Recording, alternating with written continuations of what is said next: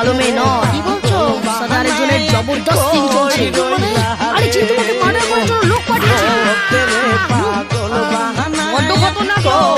সত্যি। নাম শুনেছো? দেখেছি ওই ললিতা মেয়ে দেখলেই ঝাঁপিয়ে পড়ি। আমি কি সত্যি কাপুরের কথা বলছি নাকি? এ হলো সত্যিদা, এখানকার টপ মাস্টার।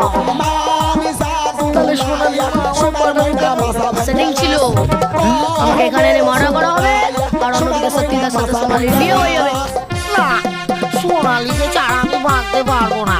আরে পাগলা, বউ হারালে বউ পাওয়া যায় রে, কিন্তু লাইফ হারালে লাইফ পাওয়া যায় না।